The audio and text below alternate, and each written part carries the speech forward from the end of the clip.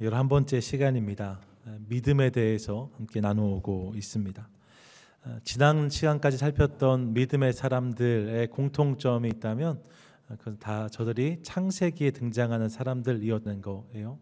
아벨을 시작해서 요셉까지 창세기에서 소개됐던 믿음의 인생들을 함께 나누어 왔습니다. 그리고 이제 오늘부터는 출애굽기에 등장하는 믿음의 사람 몇을 만나게 되는데 그 첫 번째 사람을 오늘 우리가 만나지요. 그들이 누구냐? 바로 모세의 부모들입니다. 같이 한번 따라하겠습니다. 믿음으로 모세의 부모는 믿음으로 모세의 부모는 함께 살피도록 하겠습니다. 오늘 본문은 출애굽기 1장과 2장을 배경으로 하는데 본문을 보시면 창세기 마지막 부분, 그러니까 지난주에 살폈던 내용과 견주었을 때 상황과 환경이 완전히 달라진 것을 우리가 확인하게 됩니다. 지난주 우리 살폈던 믿음의 사람, 그가 누구였지요? 요셉이었습니다. 요셉을 함께 만났어요. 애굽의 노예로 팔려갔다가 하나님 특별한 은혜로 그 땅의 총리가 되고 이후에 근동 지방에 기근이 크게 들었을 때에 저의 기지로 애굽이 든든히 서게 됐습니다. 또 그 애굽으로 자기 가족들을 초청하지요. 가족 초청 이민을 받은 거예요. 그래서 야곱과 요셉의 형제들이 이제 애굽에 들어와서 머무는 것을 우리가 확인했습니다. 그 땅에서 그 가족들이 환대를 경험하면서 정착하기 시작했지요. 창세기 50장에서 우리가 확인하는 야곱과 요셉의 마지막 모습은 그들이 그 땅에서 누렸던 특별한 지위와 또 특권을 보여줍니다. 근데 애굽이 야곱의 가정에게 그런 땅이었다는 거예요. 그 땅에서 그들은 기회와 풍요를 경험할 수 있었습니다. 그런데 불과 한 장을 넘겨서 출애굽기가 시작되는 자리에서 보면 상황이 완전히 바뀌었습니다. 성경책으로 보면 한 페이지지만 실은 시간으로 따지면 400여년, 400년에서 430년 정도의 시간이 지났지요. 이 시간 속에서 야곱의 가정은 이스라엘이라 불릴 만큼 큰 민족이 되었습니다. 그런데 출애굽기 1장 8절을 보시면 이렇게 말씀하는데 요셉을 알지 못하는 새 왕이 일어나 애굽을 다스리더니 라고 되어져 있어요. 요셉을 알지 못하는 새 왕이 일어나서 애굽을 다스리게 되었다는 거죠. 역사로 성경을 보는 학자들에 의하면 이것이 단순히 왕의 교체가 아니라 왕조의 교체였을 것이다 라고 이야기합니다. 왕조, 왕가가 바뀐 거예요. 그러면서 이전에 왕조를 섬겼던 자들, 특별히 이방 출신이었던 요셉의 가정은 나락에 떨어지게 되지요. 그 결과 그들의 신분이 노예로 전락한 것을 우리가 확인할 수 있습니다. 그들이 총리의 가족에서 그 땅의 노예가 되었다는 거예요. 그리고 산하 제한, 그러니까 이스라엘 민족이 점점 커지는 것을 두려워했던 바로에 의해서 산하 제한 정책이 시행되어지고 이로 인해서 그들이 감당하기 어려운 노역이 그들에게 부과되는 것을 확인합니다. 심지어 오늘 본문의 직접적인 배경이 되는 본문 출애굽기 1장 15절 16절을 보면 이렇게 말씀하는데 본문 보세요. 같이 한번 읽겠습니다. 시작. 애굽 왕이 히브리 산파 십부라라 하는 사람과 부하라 하는 사람에게 말하여 이르되 너희는 히브리 여인을 위하여 해산을 도울 때에 그 자리를 살피어서 아들이거든 그를 죽이고 딸이거든 살려두라. 이런 일이 있었답니다. 아들이거든 죽이고 딸이거든 살려두라. 뭐예요? 아주 극단적인 인구 제한 정책이 지금 시행되고 있는 거죠. 이스라엘의 인구가 늘어나는 것을 막기 위해서 태어난 아들들은 다 그 자리에서 죽였다는 것입니다. 너무나 끔찍한 일인데 이 장면이 그 앞에 있는 창세기 50장과 오버랩되면 출애굽기 1장과 2장에서 만나는 이스라엘 백성들의 모습은 더욱 참담한 것이라는 것을 우리가 알게 됩니다. 이스라엘 백성들이 그 땅에서 그런 어려움을 경험하게 되었다는 거예요. 그리고 이런 배경을 살피면서 우리는 새삼 영원하지 못한 것, 그것이 우리의 믿음의 대상이 될 수 없다는 사실을 깨닫습니다. 영원하지 않은 것을 우리가 믿으면 안 된다는 거죠. 여러분 생각해 보세요. 야곱과 그의 아들들이 애굽에 들어갔을 때 말입니다. 그 땅은 그들에게 너무나 고마운 땅이었음이 분명했을 것입니다. 약속의 땅 가나안에서도 그들은 기근을 경험했는데 그때에도 애굽은 풍요했어요.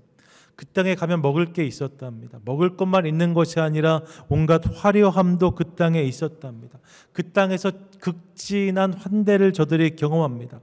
어쩌면 그 순간 야곱의 식구들, 야곱의 가족들은 그 땅을 바라보면서 이 땅이 우리가 거할 처소이구나, 이 땅을 믿을만 하겠다, 그런 생각하지 않았을까 생각해 봅니다.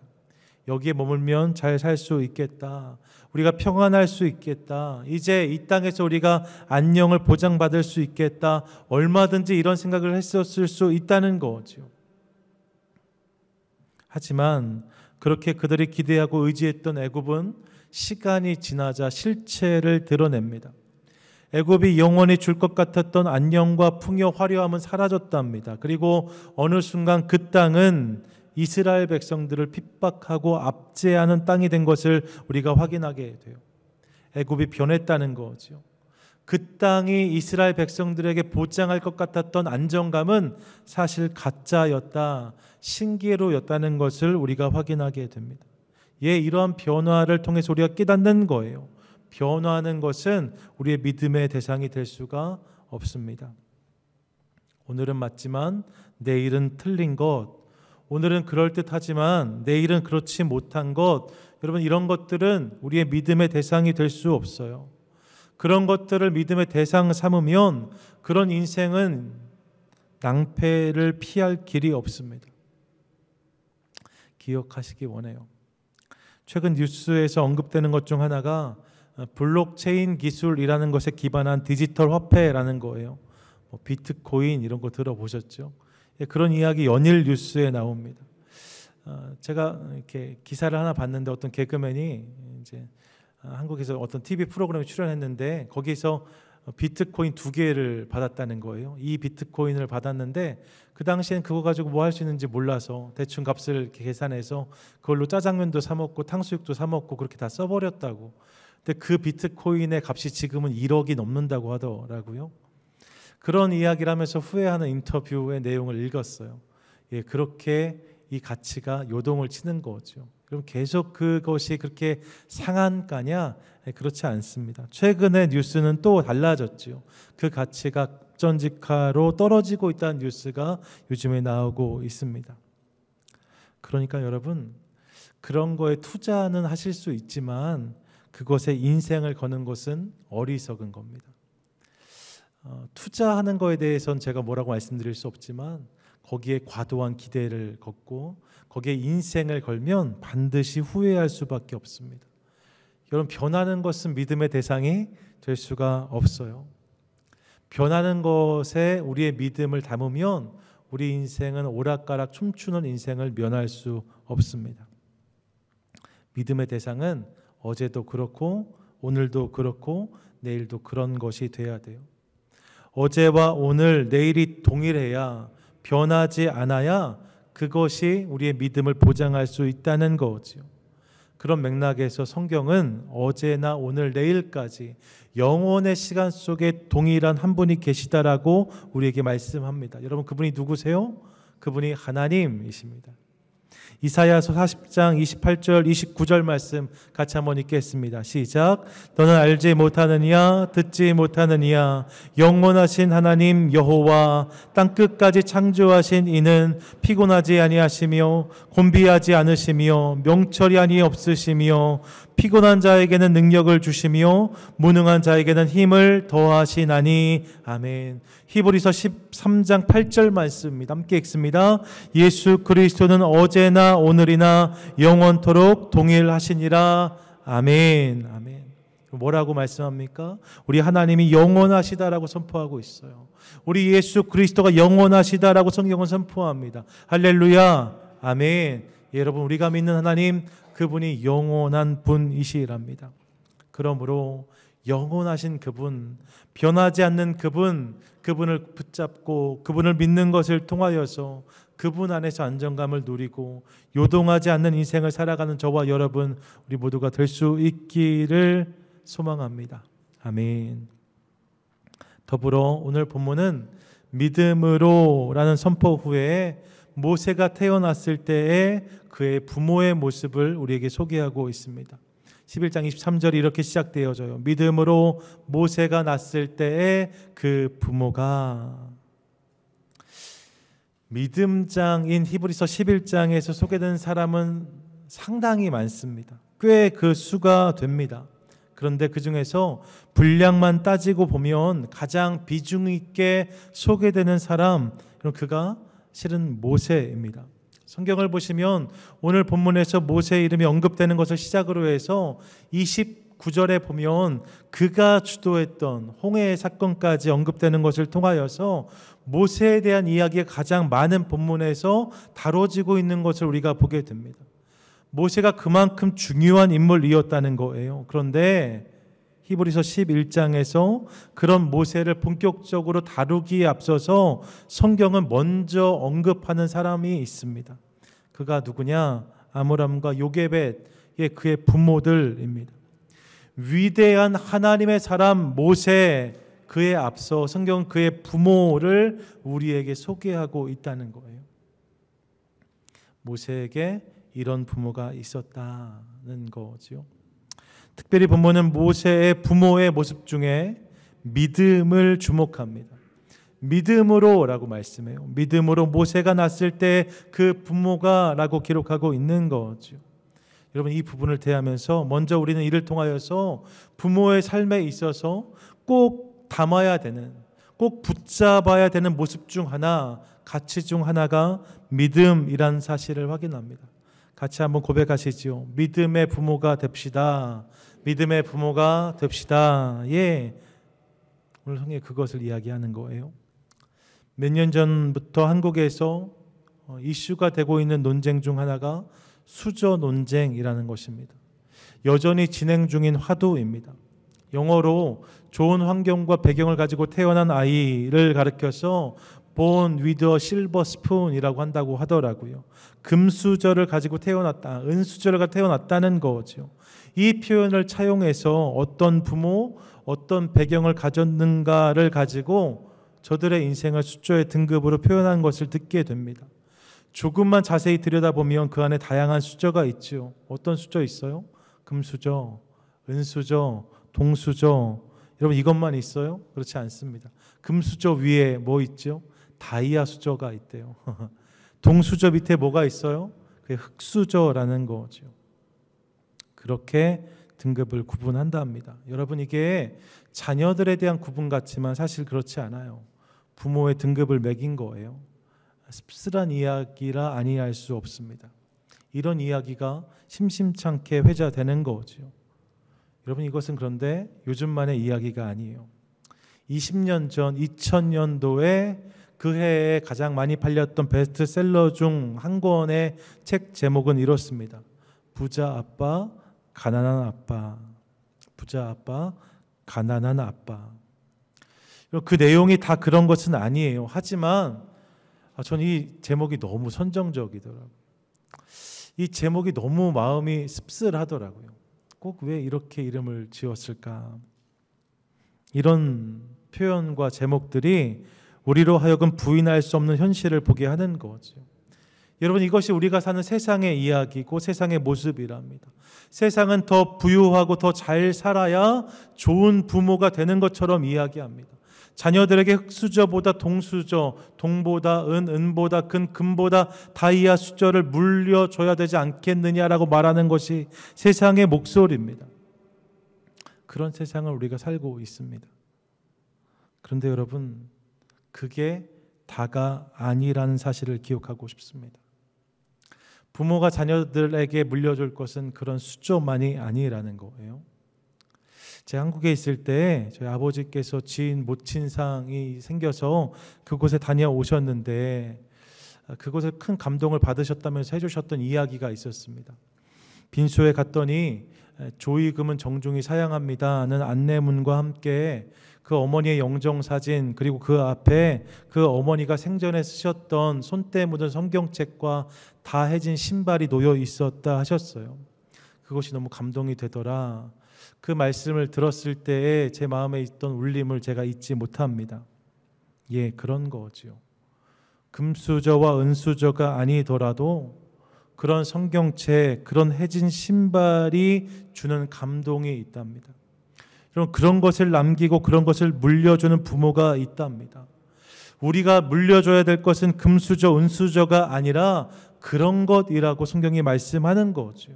오늘 성경이 그것을 말씀하는 거잖아요. 믿음으로 그 부모가 부모의 삶 가운데 꼭 있어야 되는 것, must have, 그 중에 하나가 믿음이라는 거죠.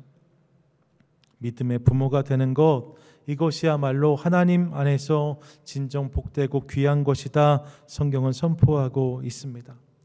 여러분, 이 말씀을 마음에 새기고 담는 것을 통하여서 그런 부모, 그런 할아버지, 할머니 우리 모두가 되시기를 간절히 축복합니다. 아멘. 그렇다면 그렇게 부모의 삶에 믿음이 있을 때, 믿음이 담겨질 때에 그 부모를 통해서 어떤 일들이 일어나는가, 어떤 모습이 부모의 삶 가운데 드러나는가, 본문은 크게 세 가지를 우리에게 말씀해요. 첫째, 믿음의 부모는 자녀 안에 있는 아름다움을 발견한다라고 말씀합니다. 뭐라고요? 자녀 안에 있는 아름다움을 발견한다고요. 히브리서 11장 23절 앞부분인데 같이 한번 읽겠습니다. 시작. 믿음으로 모세가 낳았을 때에 그 부모가 아름다운 아이임을 보고, 그 부모가 아름다운 아이임을 보았답니다. 사실 저는 이 부분이 좀 의아합니다. 왜냐하면 부모 입장에서 아름답지 않은 아이는 실은 없기 때문이에요. 어떤 부모가 태어난 아이를 예쁘지 않다고 하겠어요? 모든 아이는 다 아름다운 거죠. 그렇게 생각했을 때에 모세가 특출나서 그럴까? 모세가 정말 특별히 인물이 좋았나? 사실은 그렇지 않을 것 같습니다. 왜 부모는 이렇게 말씀할까? 그 부모가 아름다운 아이임을 보고 그 정확한 의미를 살필 필요가 있죠. 정확한 의미를 알기 위해서 이 본문의 아름다운이란 단어를 원어로 살폈는데, 원어로 보니까 이 단어가 헬라어로 아스테이오스라는 단어예요. 아스테이오스라는 단어인데, 이 단어는 아름답다, 받으실 만하다, 만족스럽다라는 의미를 가지고 있거든요. 그런데 중요한 게 있어요. 이 아스테이오스라는 단어가 신약 성경 전체에서 딱 2번 쓰여요. 딱 2번 쓰이는데 오늘 본문하고 또 다른 본문이 사도행전 7장 20절입니다. 근데 사도행전 7장 20절을 보면 그 본문 역시 모세에 대한 것이라는 것을 확인하게 돼요. 본문 이런 데 같이 읽겠습니다. 시작.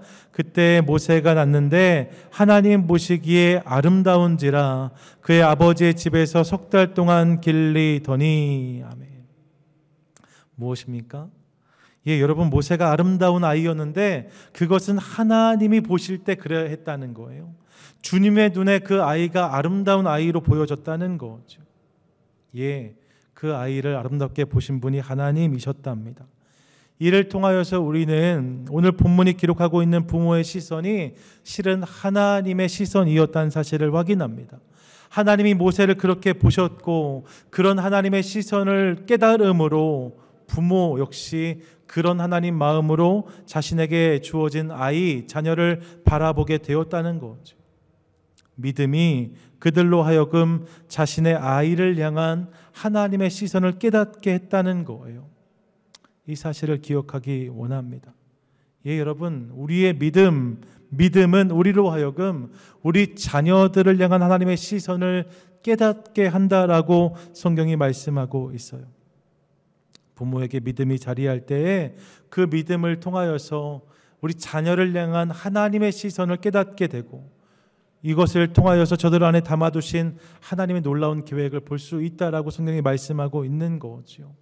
저는 이런 시선, 이런 은혜, 이런 믿음이 우리와 우리 가정 가운데 있게 되기를 원합니다. 가끔 보면 세상의 시선으로 자녀를 보는 모습이 우리 안에 있는 것을 발견할 때가 있습니다. 여러분은 어떠세요? 세상의 시선으로, 학점으로 자녀를 봅니다. 어떤 일의 성취 결과, 성취 여부로 자녀를 판단합니다. 직장으로 자녀를 규정합니다. 친구 관계로 자녀를 봅니다.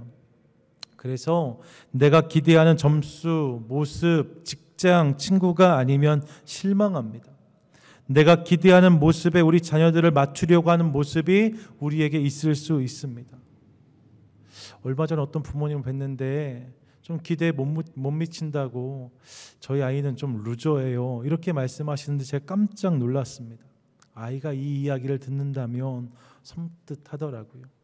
그런데 이런 모습이 우리에게 있을 수 있다는 거예요. 아니요, 저에게도 이런 모습이 있는 것을 발견합니다. 세상의 기준과 시선으로 자녀를 보는 모습이 있다는 거지요. 그런데 그런 우리를 향하여서 주님은 믿음의 시선을 회복하라고 말씀하세요. 그런 인간적인 기준과 관점이 아니라 믿음으로 우리 자녀들을 바라봄으로 저들 안에 하나님께서 담아두신 놀라운 비전과 가능성, 계획을 선포하라고 말씀하고 있습니다. 아직 좀 부족해도 그를 통해서 하나님이 하실 일을 기대하라고 말씀하세요. 우리 눈에 보기에 좀 연약할지라도 하나님께서 저를 통하여서 큰 영광을 받으실 거다, 이 선포를 하라고 말씀하시는 거지요. 여러분, 이런 선포, 이런 믿음, 이런 고백이 우리 삶 가운데 있게 되기를 원합니다. 우리 자녀들은요, B학점, C학점, D학점짜리가 아니라 하나님짜리, 예수님짜리 하나님의 걸작품들입니다. 그 하나님을 인정하고 기억하는 것을 통하여서 하나님이 하실 일을 선포하는 믿음의 부모들, 우리 모두가 될 수 있기를 간절히 소망합니다. 둘째로, 부모는 믿음이 있을 때 부모가 어떻게 하는가? 왕의 명령을 무서워하지 않을 수 있다라고 말씀합니다. 본문 보세요.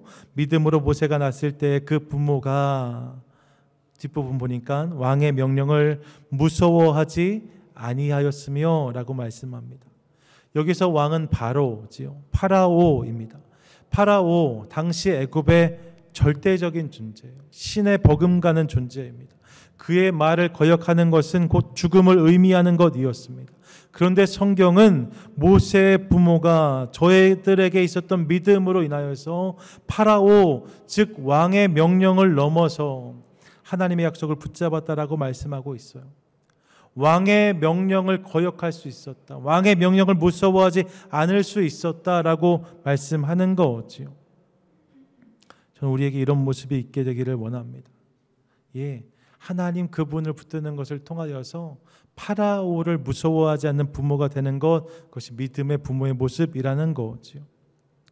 어찌 생각하면 이렇게 말씀드릴 때 오늘 우리에게 그런 파라오는 없지 않을까 하실 수 있어요. 여러분, 그런 파라오 우리 주변에 없는 것처럼 보여집니다. 하지만 믿음의 눈, 영적인 눈을 뜨고 자세히 들여다보면 우리 주변에도 여전히 그런 파라오의 소리들이 있습니다. 우리의 목숨을 위협하지 않지만 다른 방법으로 우리를 겁박하고 세상의 논리와 기준을 쫓으라, 따르라 요구하는 목소리들이 있는 거죠. 이런 거예요. 이런 거 안 하면 뒤처진다. 이런 거 안 하면 성공하지 못한다. 이런 거 안 하면 앞서갈 수 없다.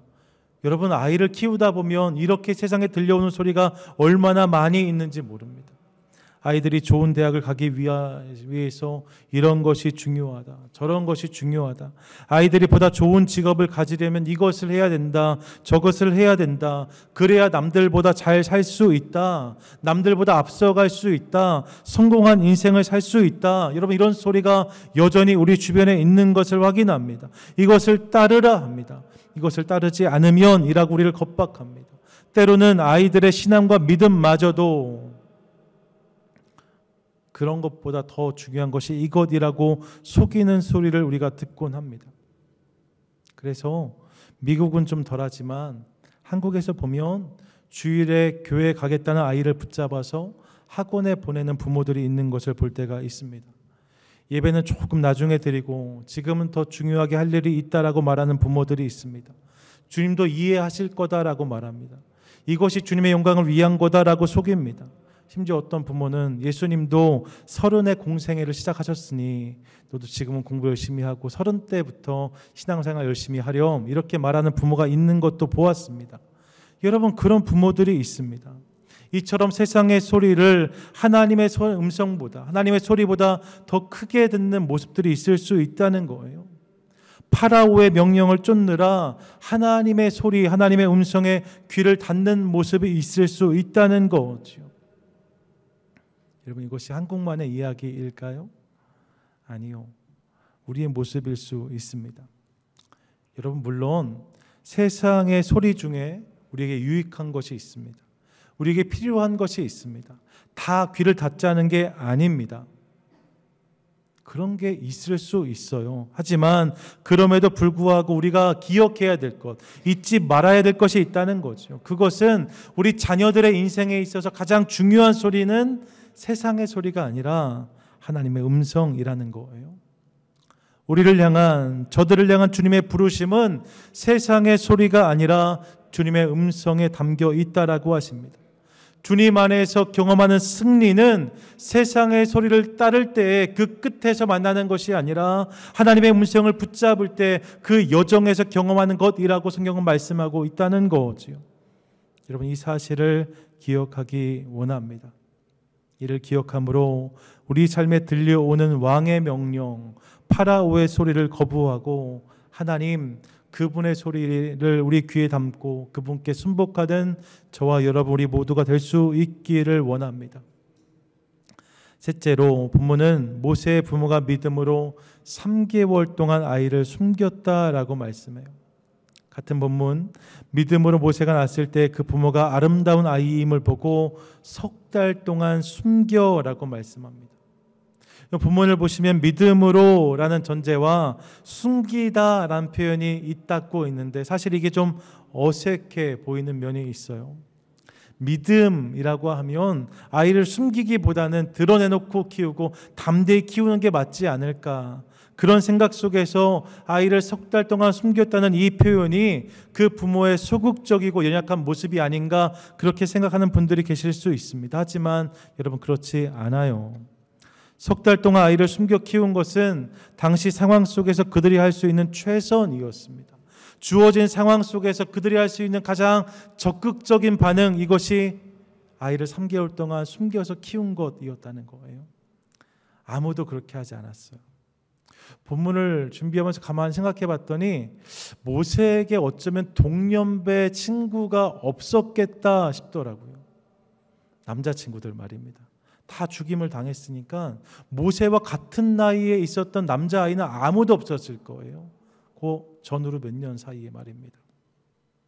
그런 상황에서 그 부모가 그런 모습을 취한 거지요. 예, 여러분, 이 부모가 모세를 숨겨서 키웠다는 것은 부모의 소극적이고 비겁한 모습이 아니라 그들에게 주어진 상황에서 그들이 할 수 있는 최선의 모습을 우리에게 보여주고 있는 거예요. 주어진 상황에서 그들이 보인 가장 적극적인 반응이 이것이었다는 것이죠. 주어진 상황에서 내가 할 수 있는 최선의 노력을 다하고 그리고 그 자리에서 하나님을 기대하는 것이 믿음의 부모의 모습이었다라고 성경이 말씀하고 있어요. 그런 모습이 그들에게 있었다는 거죠. 그리고 여러분, 이 모습은 여기서 끝나지 않습니다. 출애굽기 2장을 계속 이어서 보시면 부모의 노력은 계속 이어지는데 아이를 석 달 동안 숨겼다가 이제 더 이상 숨길 수 없게 되었어요. 아이가 이제 막 움직이기 시작하고 울음소리도 커지고, 그러니까 이 부모가 갈대 상자를 준비하기 시작합니다. 갈대 상자를 준비해서 그 안팎으로 역청과 나무진을 칠하여서 물이 스미지 못하게 합니다. 그리고 그 상자에 아이를 담아서 나일강에 띄웁니다. 여러분, 절대로 이것이 될 대로 되라가 아니었어요. 간절한 기도를 담아서 아이를 띄운 거지요. 그래서 본문을 보시면 갈대 상자라고 할 때 이 상자라는 단어가 말입니다. 히브리어로 테바라는 단어거든요. 근데 이 테바라는 단어를 찾아보면 노아의 방주를 이야기할 때 이 방주가 테바예요. 그러니까 갈대 방주를 준비한 거지요. 아이를 위해서 그런 걸 준비한 거예요. 그리고 그런 마음으로 이 상자를 물에 띄웠다는 거죠. 그리고 모세의 누이인 미리암이 이 갈대 상자를 쫓습니다. 이후에 어떤 일이 벌어집니까? 출애굽기 2장 4절부터 10절까지 본문을 보시면 그렇게 이 갈대 상자가 흘러 가는데 마침 그때, 우리 하나님은 늘 마침을 통해서 일하세요. 우연과 마침 그때 나일강에서 목욕하고 있던 바로의 딸에 의해서 이 상자가 발견됩니다. 상자를 가져오라 해요. 상자를 열었더니 그 안에 아이가 있습니다. 아이가 으앙하고 오는데 이 공주의 마음에 긍휼한 마음, 연민이 생깁니다. 하나님 주신 마음이 아닐까 싶어요. 그러면서 이 아이가 히브리인의 아이구나, 아이를 불쌍히 여깁니다. 그때 그 곁에 있던 미리암이 나서지요. 자기가 아는 여인 중에 히브리 여인이 있는데 이제 막 아이를 출산해서 모유를 수유할 수 있으니 그녀에게 부탁해서 아이에게 젖을 먹이면 어떻겠는가 제안합니다.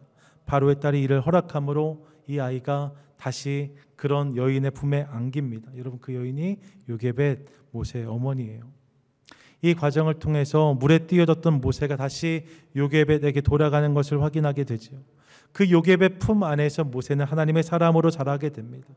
여러분, 이런 절묘한 과정을 통해서 모세가 위대한 하나님의 사람으로 빚어지게 되었다는 거예요. 할렐루야, 아멘. 놀라운 일입니다. 모세의 부모가 믿음으로 최선을 다하고 그 결국의 자리에서 하나님을 바라봤을 때에 이런 놀라운 은혜가 저들의 삶 가운데 임했다라고 성경은 말씀하고 있어요. 부모가 최선을 다한 그 최선의 끝자락과 하나님의 섭리의 첫자락이 잇대어졌을 때, 이것이 묶였을 때 그곳에서 하나님의 위대한 기적이 벌어지더라는 거죠. 저는 우리 삶과 우리 가정에도 이런 은혜가 있기를 원합니다. 사실 여러분, 우리 자녀들 너무 귀하잖아요. 그래서 우리 자녀들에게 늘 더 좋은 것, 더 많은 것을 주고 싶은 마음이 우리에게 있습니다. 부모에게 있습니다. 할아버지, 할머니들에게 있습니다. 하지만 여러분, 솔직히 말씀해 보세요.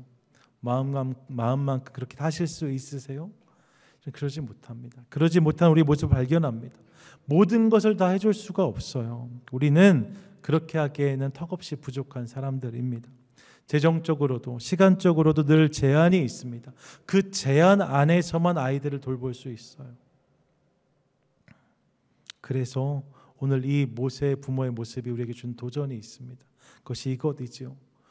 믿음을 가지고 내가 할 수 있는 최선을 다하되 그 끝자락에서 하나님을 바라보라고 말씀하세요.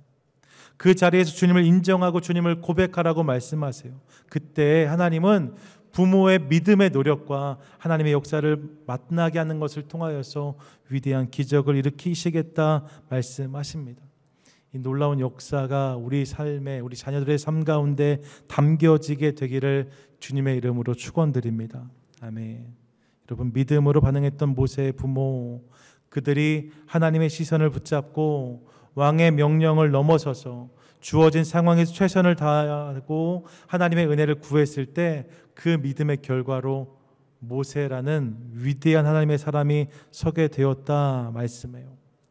저는 우리 모두도 그런 믿음으로 그런 부모가 되고 그런 할아버지 할머니가 됨으로 그런 우리를 통하여서 우리 자녀들의 삶 가운데, 우리 가정 가운데 그런 일이 더 많이 담겨지게 되기를 축복합니다. 모세는 구약에서 가장 중요한 하나님의 역사에 쓰임받았던 사람 중 하나라 할 수 있습니다. 여러분, 모세의 비중은 절대로 간과할 수가 없어요. 모세, 구약에서 가장 위대한 사람 중 하나입니다. 모세 오경이라고 하잖아요. 창세기부터 신명기까지. 여러분, 오늘 출애굽기 본문 이후에 레위기, 민수기, 신명기를 읽어갈 때 그 모세가 이스라엘 역사 속에 차지하는 비중을 우리가 절대 무시할 수 없습니다. 그는 그토록 그렇게 중요한 사람이었어요. 그런 모세를 생각한다면 하나님께서 이 모세를, 그런 사람을 빚기 위해서 주님께서 허락하실 수 있는 상황과 배경들은 사실 무궁무진했을 거예요. 모세를 위해, 모세를 그런 사람으로 준비시키시기 위해 주님은 많은 것을 하실 수 있었어요. 많은 것을 주실 수 있었어요. 주님은 능히 그러실 수 있는 하나님이십니다. 그런데 성경을 보면 그런 하나님이 위대한 하나님의 사람 모세를 위해 준비하신 가장 중요한 사람들이 있었답니다. 그게 누구예요? 그게 바로 부모예요. 부모. 애굽이란 삶의 자리 속에서도 이런 믿음의 부모를 통해서 저가 위대한 하나님의 사람으로 구비되고 준비되었다라고 성경은 말씀합니다. 예, 여러분, 우리가 바로 그 이름에 서 있는 사람들인 거죠. 여러분, 부모라는 이름은 너무나 귀한 이름입니다. 하나님께서 그 이름으로 저와 여러분 우리 모두를 부르셨습니다. 그러므로 부르신 그 하나님 앞에서 이 이름 부모를 사명으로 알고 믿음으로 그 자리를 잘 감당하는 우리 모두가 될 수 있기를 원합니다. 말씀을 정리할까요? 이번 주간 이 말씀을 묵상하고 준비하면서 제 안에 계속 떠오른 생각이 하나 있었어요. 그 생각은 이것이었습니다. 한 주만 빨랐으면, 한 주만 빨랐으면, 한 주만 빨랐으면. 지난주까지가 5월이었는데 가정의 달이라서 가정이란 주제로 5월 한 달 열심히 달려왔는데 딱 5월이 지나고 6월 첫 주인데 이런 말씀을 주님께서 주시는 거예요. 5월 마지막 주에 이 말씀 나누면 더 의미 있지 않았을까, 그런 생각해 보았습니다. 한 주만 빨랐으면. 그런데 그런 저에게 주님이 주신 감동은 아니다 였어요. 주님은 그렇게 생각하는 저에게 5월만이 아니라 6월에도 가정은 중요하다고 말씀하셨습니다. 6월만이 아니라 7월도 8월도 9월도 가정은 중요하다고 말씀하세요. 예, 여러분, 우리 가정, 우리 자녀는 우리가 이벤트처럼 다루고 지나가는 것이 되어선 안 된다 하십니다. 항상 기도로 품고 말씀으로 세워야 되는 영역이 거기라는 거예요. 그러므로 이를 기억하며 함께 기도하고 격려하는 것을 통하여서 주님께서 우리 가운데 허락하신 귀한 가정, 그리고 그 가정에서 우리를 부르신 자리들, 부모의 자리, 할아버지 할머니의 자리, 그 자리를 믿음으로 넉넉히 감당하고 그것을 통하여서 놀라운 주의 역사를 맛보는 저와 여러분 우리 모두가 되시기를 주님의 이름으로 간절히 축원드립니다. 아멘.